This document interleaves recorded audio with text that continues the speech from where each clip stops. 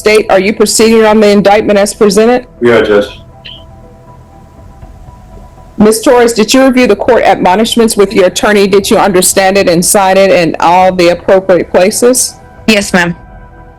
Did you understand you're charged with fraudulent use of possession of identifying information less than 5 items as a state jail felony?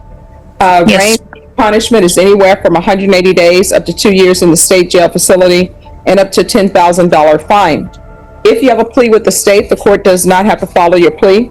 If for any reason the court does not follow your plea and gives you more than you bargained for, the fact that you entered a question I have with regards to restitution, from reading through it, it appears that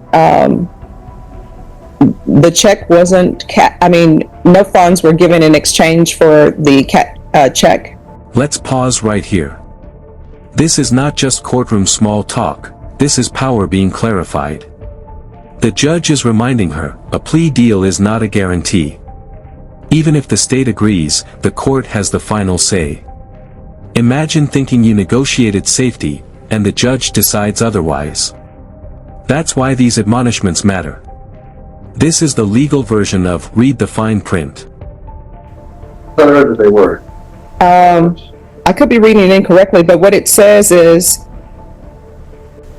they placed there was a stop payment on the check. Because it said attempted to cash a fraudulent check. The people that the check was made out to was made whole, and the bank is the one that had to cover the fund. Okay. Yes, Judge, that's our understanding. From the notes, it appears that the check cashing location, ESL Financial, was the one that was that lawful funds. Okay. So, all right, let me just read. All right, I see where it says, counsel, in the notes, I see where it says, not in the notes, but in the police report, it says that it had been cashed at one of their locations.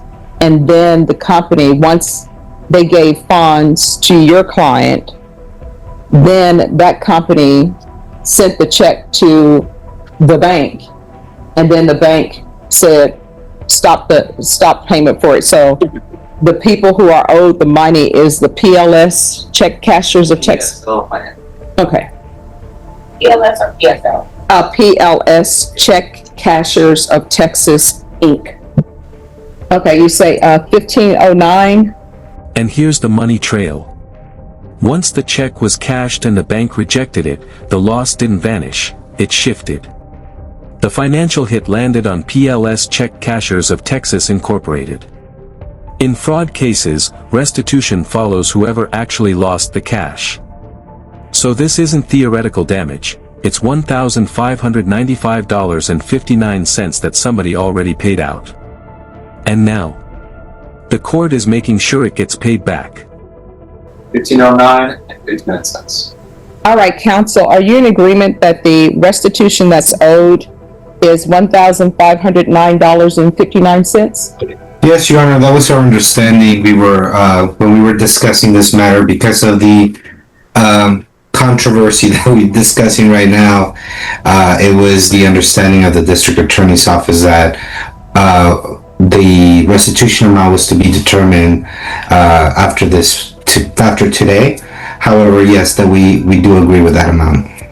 All right, so just give me a moment. This is what the court will do. The court is going to sentence you to 3 years deferred adjudication, regular reporting by Zoom or in person.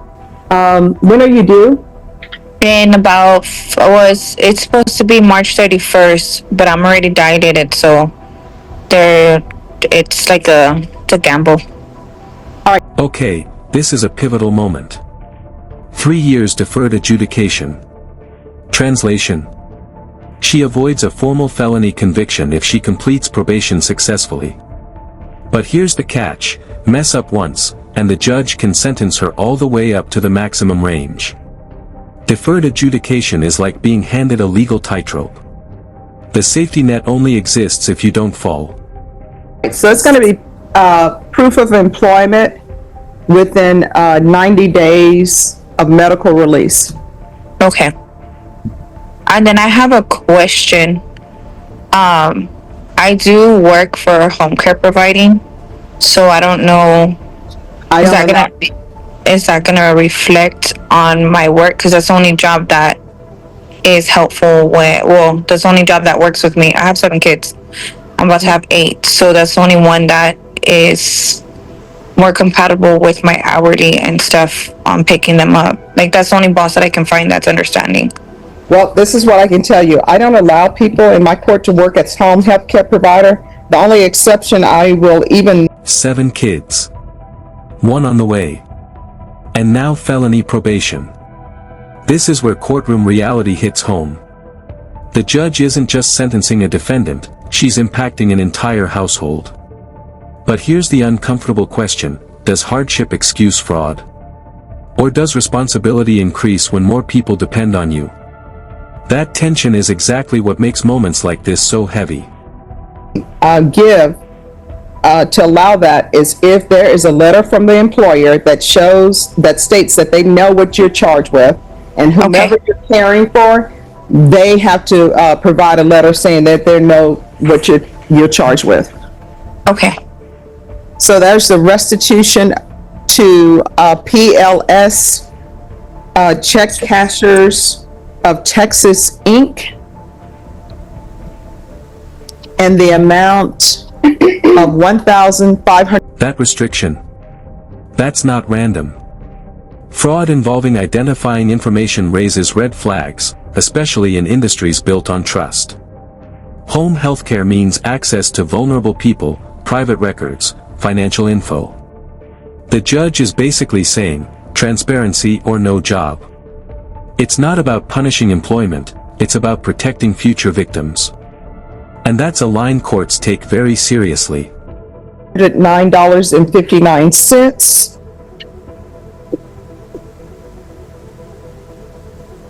Take into consideration 2025 PF 36626, 2025 AL 012439, 100 hours of community service restitution.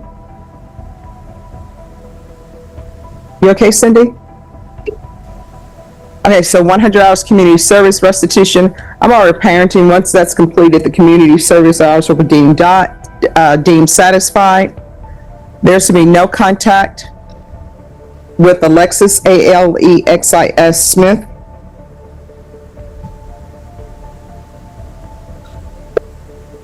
And I'll order the all right, does she need the felony theft course? Judge, one of the cases being TIC is theft. Thank you. Thank you. Nothing else, Judge. Is there anything else you need from the court in order to be successful? Do you need anything else from the court? Your Honor, just for clarification purposes, will the 90 days also apply for all the other requirements for probation after she's been discharged? I just don't want to make sure that she's not set up to fail. What she'll need to do, she'll need to provide a medical documentation from probation if she's not able to do this. And I will tell you, in this court, probation is understanding. They know she's about to give birth. And if there's an issue, counsel, you can come in and discuss it with the court. Thank you very much, Your Honor. I just wanted to make sure that she understood that and we were clear on that end.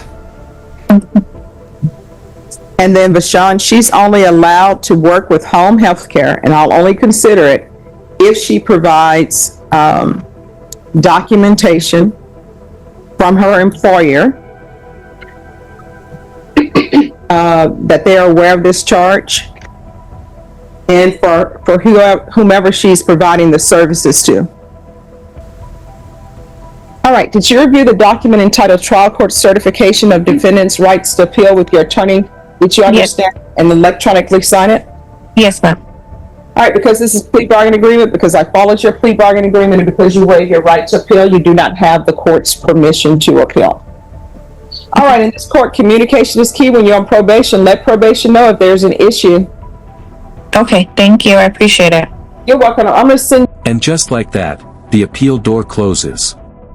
Because this was a negotiated plea and the judge followed it, she waived her right to appeal. That means this deal is final.